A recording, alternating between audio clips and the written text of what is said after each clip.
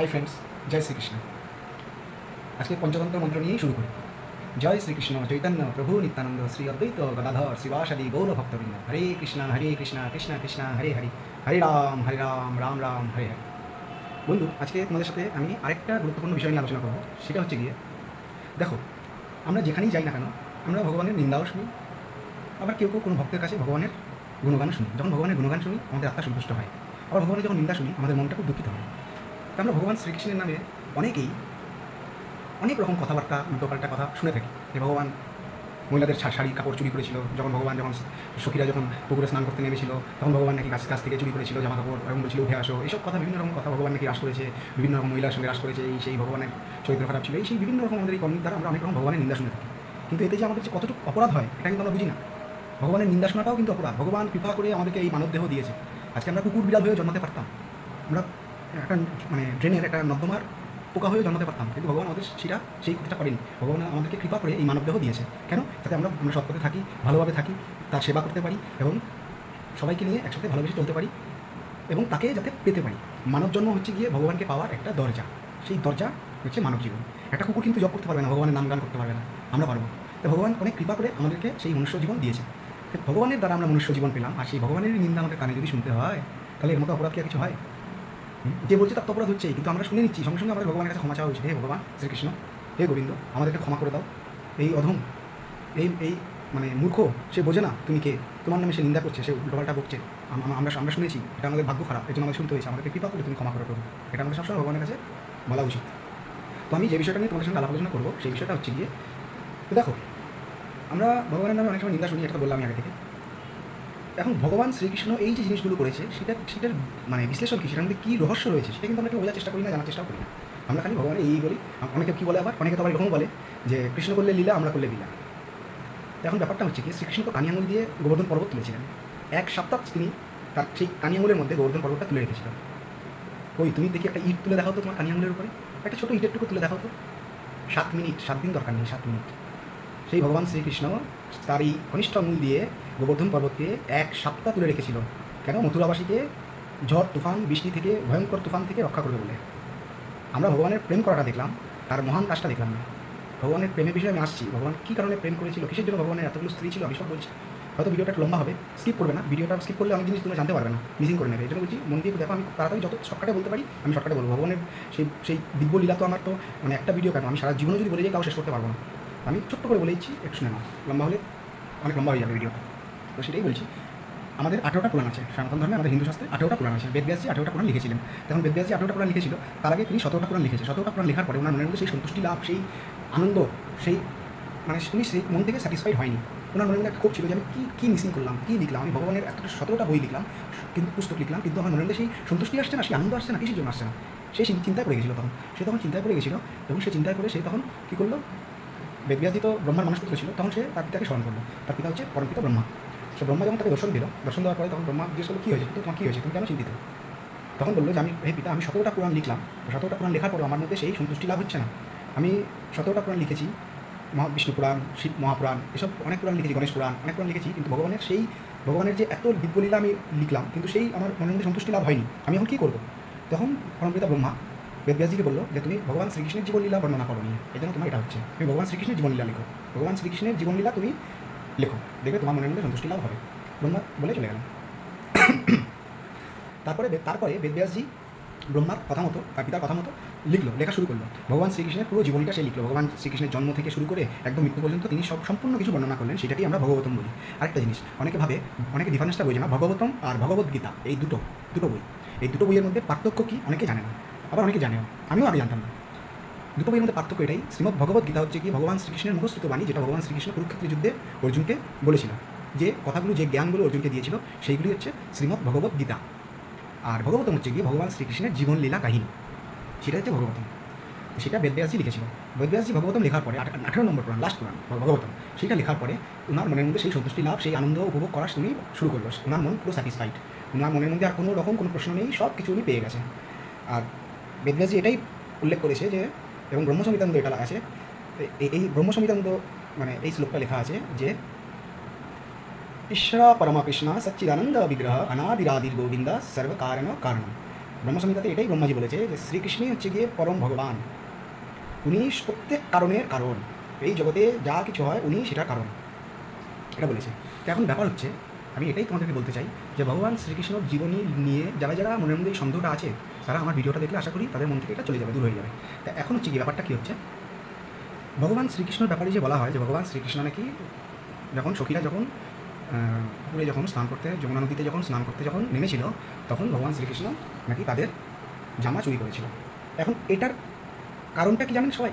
এটার কারণ একটাই, সখীরা যখন বস্ত্রহীন অবস্থায় যমুনা নদীতে স্নান করতে নেমেছিল, তখন দুটো কারণে ভগবান শ্রীকৃষ্ণ তাদের জামা চুরি করে রেখেছিলেন। কী করেছিল উনি গাছে উঠে ওনার সেই চমৎকার যে ওনার সঙ্গে যে বাঁশি থাকতো ভগবান শ্রীকৃষ্ণের সঙ্গে, সেই বাঁশি দিয়ে উনি সব জামাগুলোকে, বস্ত্রগুলোকে তুলে নিয়েছিল গাছের মধ্যে। যখন সখীদের স্নান হয়ে গেল, তখন সখীরা বুঝতে পেরেছে যে এটা তো শ্রীকৃষ্ণের কাজ, আমি দেখতে পাচ্ছি শ্রীকৃষ্ণ কাছে বসে আছে। দুটো কারণে করেছিল সে ভগবান শ্রীকৃষ্ণ। প্রথম কারণ ছিল যাতে বিনা বস্ত্রে কোনো নারী যাতে জলে না নামে। বিনা বস্ত্রে জলে নামলে অনেক রকম দুর্ঘটনা হতে পারে, কারোর নজরে আসতে পারে, এই কারণে কোনো বিপদ হতে পারে, অনেক রকম আক্রমণ হতে পারে সেই নারীদের উপরে। এরকম কাজ যাতে নারীরা যাতে বিবস্ত্র হয়ে যাতে কখনো কোনো নারী খোলামেলা জায়গায় যাতে স্নান করতে না নামে, এই কারণেই ভগবান শ্রীকৃষ্ণ শিক্ষাটা দেওয়ার জন্য। এবং শ্রীকৃষ্ণ ওদেরকে তখনই বলেছিল যে তোমরা আমাকে কথা দাও যে তোমরা কোনো দিন আর বিবস্ত্র অবস্থায় জলে নামবে না। তোমরা বলছো কেউ নেই, কেউ দেখবে না, কিন্তু ভগবান তো দেখে। তোমরা ভগবানের এটা অপমান করো, বিনা বস্ত্রে স্নান করছো তোমরা খোলা জায়গায়, তোমরা বলছো আর কেউ নেই এখানে, কেউ দেখছে না, কিন্তু ভগবান তো দেখে। তোমরা ভগবান এটা অপমান করছো, তোমরা আমাকে কথা দাও কোনো দিন আর বিনা বস্ত্রে জলে নেমে স্নান করবে না। এই একটা কারণ। 2 নম্বর কারণ, ভগবান আরেকটা কথা বলেছিল যে আমি যে মাখন চুরি করি এটা আমার যশোদা মাইয়াকে গিয়ে তোমরা বলবে না, যদি না বলো কথা দাও তাহলেই তোমাদের বস্ত্র আমি দিয়ে দেবো। এই দুটো কথা দিয়েছিল সেই নারীরা। তারপরে ভগবান শ্রীকৃষ্ণ তাদের কাপড় ফিরিয়ে দিয়েছিল। এবার তোমরা বলো, ভগবান শ্রীকৃষ্ণকে যে নিয়ে যে আমরা যে নিন্দাটা যারা করে, তারা কি পাপের অধিকার হয়, পাপের ভাগিদার হয় সে? তারা কি এটা ঠিক বলে? ঠিক বলে না। এটা গেল একটা কারণ। আরেকটা ব্যাপার হচ্ছে গিয়ে দেখো, ভগবান শ্রীকৃষ্ণ রাস করেছিল। ভগবান শ্রীকৃষ্ণ যখন রাস করতো, ভগবান শ্রীকৃষ্ণ রাস এখনও চলে আসছে গোলকধামে। ভগবান শ্রীকৃষ্ণ যুগ যুগ ধরে রাস করেই যাচ্ছে।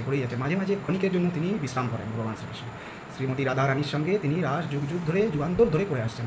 ভগবান শ্রীকৃষ্ণ রাস সেই কারণেই করছেন, রাস যদি ভগবান শ্রীকৃষ্ণ করেন না, এই জগৎ সৃষ্টি মধুময়ভাবে চলতে পারবে না। এই যে সূর্যের চারিদিকে 9টা গ্রহ নবগ্রহ ঘুরছে, এই যে বিশ্ব ব্রহ্মাণ্ড, অনন্ত কোটি ব্রহ্মাণ্ডের মালিক একজনই ভগবান শ্রীকৃষ্ণ। সে এই যে রাস করছে, তার রাসের মধ্যে অনেক বৈজ্ঞানিক কারণ রয়েছে। এটা হচ্ছে আলাদা একটা টপিক, এটার মধ্যে একটা গুণ রহস্য লুকিয়ে আছে। এই ব্যাপারটাও আমি আপনাদের সঙ্গে আরেকদিন আলোচনা করবো।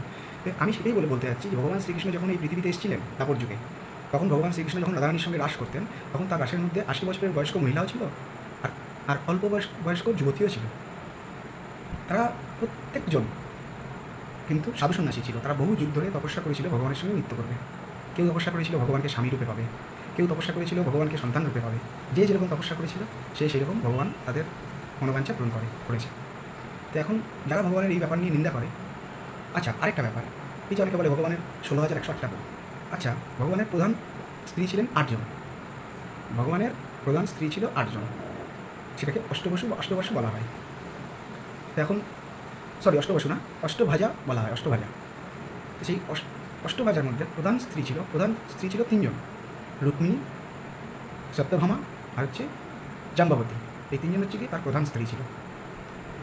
আর 16,100টা যে শ্রীকৃষ্ণের যে স্ত্রী বলে সবাই, এটার পিছনে একটা কাহিনী ছিল। ভগবান শ্রীকৃষ্ণর যখন ওই তারকাসুর নামে এক অসুর যখন ব্রহ্মদেবের বরদানে এত শক্তিশালী হয়ে গেছিলো, সেই পৃথিবীবাসীর উপরে খুব অত্যাচার করা শুরু করলো। অত্যাচার করতে করতে সে স্বর্গের মধ্যে পর্যন্ত দখল নেওয়ার চেষ্টা করছিল। তারকাসুরের একটাই টার্গেট ছিল, সে স্বর্গের অধিপতি গ্রহণ করবে, দেবরাজ ইন্দ্রকে হারিয়ে দেবে। এই করে সে ইন্দ্রর আসনে গিয়েও দেবরাজ ইন্দ্রের সঙ্গে যুদ্ধ করে দেবরাজ ইন্দ্রকেও পরাজিত করে নিয়েছিল। এবং দেবরাজ ইন্দ্রের যে মা ছিল দেবী অদিতি, মাতা অদিতিকেও অপমান করেছিল। মাতা অদিতির কানের যে দুল, সেই কানের দুল পর্যন্ত টেনে হিঁচড়ে নিয়ে চলে এসেছিল তারকাসুর বলছি আমি, ভুল বললাম, নরকাসুর বলে এক অসুর ছিল। সে এইগুলো করতো। এবং সে কী করেছিল, সে পৃথিবীবাসী যত সুন্দর সুন্দর নারী আছে সবাইকে যেখানেই পরাজিত করতো, সেখান থেকে সব নারীদেরকে তুলে নিজের কাছে নিয়ে বন্দি করে রাখতো এবং অত্যাচার করতো নিজের কাছে তারা বন্দি করে রাখতো। এই করে 16,100 জন স্ত্রীকে সে বন্দি করে নিয়েছিল অলরেডি। তারপরে যখন দেবরাজ ইন্দ্রের দেবীর মাতা অদিতিকে যখন এই হাতের কানের দুল যখন টেনে এসে যখন নিয়ে আসলো, তখন দেবরাজ ইন্দ্র আর সহ্য করতে পারেনি। তখন দেবরাজ ইন্দ্র ভগবান শ্রীকৃষ্ণের কাছে গেছিল, গিয়ে বলছে যে হে প্রভু, এই ব্যাপার, এই ঘটনা। তখন ভগবান শ্রীকৃষ্ণ হেসে বলল যে তুমি আমার কাছে কী চাইতে এসেছো? তুমি বলছে প্রভু আমার এই সমস্যা, আমাকে এই বিপদ থেকে উদ্ধার করুন। তখন ভগবান শ্রীকৃষ্ণ কী করলো, সত্যভামার সাথে গেল নরকাসুরকে বধ করার জন্য। তখন নরকাসুরকে বধ করার সময় যখন সেই সময়টা শ্রীকৃষ্ণ যখন বধ করার পরে যুদ্ধ করছিল, তখন সত্যভামার সাহায্য এই কারণেই দরকার ছিল, কারণ নরকাসুর বরদান পেয়েছিল যে নরকাসুরকে কেউ বধ করতে পারবে না, একমাত্র ধরতী মায়ের যে অবতার পৃথিবীতে জন্মগ্রহণ নেবে সেই বধ করতে পারবে। আর ধরতী মায়ের অবতার কিন্তু ছিল সত্যভামা, এই জন্য সত্যভামার সাথে গিয়েছিল শ্রীকৃষ্ণের। এই জন্য শ্রীকৃষ্ণ সত্যভামাকে নিয়েই নরকাসুরকে বধ করলো, তার দ্বিতীয় স্ত্রীকে নিয়ে। তো তাকে বধ করার পরে তাকে যখন ভগবান শ্রীকৃষ্ণ দেখলো যে 16,100 নারী তাদেরকে বন্দি করে রেখেছিল, ভগবান শ্রীকৃষ্ণ তাদেরকে সেই বন্দি থেকে ছাড়িয়ে টাড়িয়ে তাদেরকে বলতে তোমরা যাও, এবার তোমাদের আর কোনো ভয় নেই, তোমরা এখন তোমাদের বাড়ি ফিরে যাও। তখন সেই নারীগুলো সবাই মিলে বললো যে আমরা কোথায় যাবো, আমরা এতদিন এত বছর আমরা নরকাসুরের কাছে আমরা ছিলাম বন্দী হয়ে, এখন তো আমাদেরকে সমাজে কোনো জায়গা দেবে না, আমাদের আর বিবাহ হবে না, আমাদের মরে যাওয়া ছাড়া কোনো রাস্তা নেই, আমরা কলঙ্কিত হয়ে গেছি। অনেকবার শ্রীকৃষ্ণ বুঝিয়েছে, সত্যভামা বুঝিয়েছে, ওনারা কিছুতেই মানেনি। শেষমেশ ভগবান শ্রীকৃষ্ণ বললো যে ঠিক আছে, তোমাদের যখন সমাজে সম্মানই নেই, তাহলে তোমাদেরকে এই সমাজে আমি সম্মান দেবো। ভগবান শ্রীকৃষ্ণ কিন্তু নিজের সম্মানের কথা একটা বার ভাবেনি যে আমি যদি এই নারীদেরকে বিবাহ করি তাহলে জগৎবাসী আমাকে খারাপ বলবে। উনি নিজের কথা ভাবেনি, উনি তখন কী করলো, ওনাদের সম্মানের কথা ভেবে উনি তখন সেই 16,100 নারীকে বিবাহ করলো। এবং বিবাহ করার পরে উনি সেই নারীদেরকে বলল যে আমি তোমাদেরকে বিবাহ করেছি, করে আমার রাজমহলে তোমাদের প্রত্যেকজনকে আমার স্ত্রী রূপে স্থান দেবো, কিন্তু এর থেকে বেশি তোমরা আমার থেকে আর কিছু আশা কাম্য করবে না, কথা দাও। তখন সেই নারীরা কথা দিল ভগবান শ্রীকৃষ্ণকে যে আমরা আর এর থেকে বেশি কিছু কাম্য করবো না আপনার কাছে প্রভু, আপনি আমাদেরকে সেই সম্মানটা দিয়েছেন, আমরা এখন সবাইকে সম্মানে বলতে পারবো যে আমরা দ্বারকাধীশ ভগবান শ্রীকৃষ্ণের স্ত্রী বলে আমরা সেই সম্মান নিয়ে বাঁচতে পারবো আমরা। সেটা বলে সেই জন্যই ভগবান শ্রীকৃষ্ণের 16,108টা স্ত্রী। তো ভগবান শ্রীকৃষ্ণ যে এত বড় ত্যাগ করলো, সেই ত্যাগ সবচেয়ে বড় কথা, ভগবান শ্রীকৃষ্ণের সেই ক্ষমতা ছিল, সেই যশ ছিল, সেই মাধুর্য ছিল, সেই বীর্য ছিল ভগবান শ্রীকৃষ্ণের। এর জন্যই তিনি ভগবান, যার মধ্যে সব গুণে পরিপূর্ণ, এর জন্য তাকেই বলে ভগবান। তো ভগবান শ্রীকৃষ্ণ এই কাজটা এই কারণেই করেছে যে যারা বোঝে না তারাই এইসব ভগবানকে নিয়ে এইসব উল্টোপাল্টা আলোচনা করে। যাই হোক, এইসব আলোচনা করে নিজেকে পাপী না করে ভগবানের প্রতি ভরসা রাখো, প্রভুর স্মরণে যাওয়ার চেষ্টা করো, তাহলেই তোমাদের মঙ্গল হবে। এটাই বলার ছিল যে ভগবান শ্রীকৃষ্ণ অসহায় নারীদেরকে উদ্ধার করেছিল, উনি কারোর কাছ থেকে ছিনিয়ে নিয়ে আসেনি, উনি উদ্ধার করেছিল। যে অসুররা, যে পাপীরা, ভগবান শ্রীকৃষ্ণ যখন দেখলো কোনো পাপীরা যখন কোনো নারীকে অত্যাচার করলো, ভগবান শ্রীকৃষ্ণ কিন্তু তখনই তাদেরকে উদ্ধার করে নিজের স্ত্রী রূপে তাদেরকে নিজের কাছে রেখেছিল। এটাই বলার ছিল। আর এই হচ্ছে ব্যাপার। তো আমি আমার ভিডিওর মাধ্যমে এটাই তোমাদেরকে বোঝাতে চেয়েছি যে ভগবানের নামে যারা নিন্দা বন্দনা করে তাদের কখনো ভালো হয় না।